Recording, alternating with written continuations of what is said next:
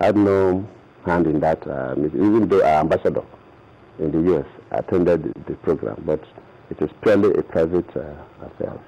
Right, Mr. President, I know there are so many other issues to touch on, and yes, from time to time the issue of security would also come in, but yes, we're hosting the World Economic Forum on Africa, and Nigeria's economy comes into focus many times. Quite recently, there was a rebasing of the GDP. The interesting thing here is the phenomenal growth which was recorded was in the services sector. And this would not necessarily create jobs, which brings us to the vexed issue of unemployment. There are Nigerians who say, your government has talked about creating 1.6 million jobs since 2013. And they ask, where are those jobs and where is the concrete evidence of how those jobs were created?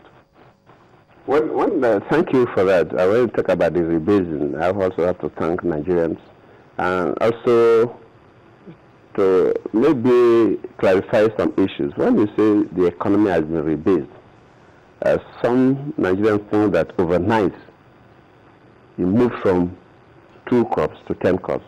No. It's like a farmer that has so many cattle in his farm and there are procreations going on, but you have not taken an inventory, just like a census of a country. After so many years, you now count yourself as, oh, we're 100 million, oh, we're 150 million. Before the counting, you were 150 million, but you didn't have the statistics. So you now counted it and know that you're 150 million. So the rebasing does not mean that it's added anything to us. People must know that. It's just like you have now assessed properly. Before, there are some other sectors that have been contributing to the economy of this country that were not properly captured. Even the popular Nollywood, it was not captured. Because the last time they rebased the economy, Nollywood was not a factor. But over the period, this contributed significantly to our economy and other areas. If you look at it, the agri has improved from the rebasing in terms of percentages and so on. But if somebody say, oh, with even the robust economy of a little more than even $500 billion, we still have unemployed people, what is happening? If you look at it within this period, we're encouraging micro, small, and medium-scale enterprises. And this is the sector that employs more people. Even if you talk about Asian tigers, that people have made a lot of wealth and reduced this unemployment situation. When I was the deputy governor of Part6, I think in 2004 or so, I decided to go to Malaysia during my leave period. Not as I think it was not a government delegation, but I said, look, let me go and have an idea about this oil palm industry, because they came to us to collect their first seeds. Now the level they have reached, let me personally, during my private time, go to their farms, go to some of their mills and so on, and most of it are just small and medium scale. They are family businesses, let me put it that way. Most of them are family businesses. So in Nigeria, people always doubt things. But if you know that we have improved significantly in rice production, there must be farmhands that are into farming. That is employment. If you know that the Nollywood, which is not sponsored by government, when we say we have improved employment, it's not that everybody that is employed by government. Nowhere in the world that government employ everybody. Government cannot employ more than 25% of Nigerians. And that's one of the reasons we even say that we cannot spend the whole country's money on about 5% of the population. Government creates environment for the private sector to thrive, and the private sector that employs. Yes, there are some areas where government indirectly employs, because we make sure that if we award contracts for people, the new jobs that are coming in must be captured properly. At the level of the surety, we created what we call community service. And our target was to employ 10,000 young unemployed for every state. We've not reached there, because sometimes we have issues with budget, court, and with National Assembly. But if you go now, you see that every state, we have a number of youth employed directly through the surety program. We contractors employ. Agri, we encourage the private sector because government does not directly get involved into agri. Last year, when we had this, what we call the economic forum or so, private sector development was focused on agriculture. And they are young farmers, very young people, came to testify how they started and the number of people they have employed. If you what we call the You program, where we give grants to young people who have programs that we believe if we support, they can employ people. Because we believe we are helping to create jobs, not government directly employing, and we give grants. Some of them move from a company of 2 people to 10, some move from a company of 5 to 20 something, some up to 70 and so on. So this aggregator, when I say proof, I don't know when somebody says we can ask the office of the Statistics General to come with some of this, because they capture this in a way.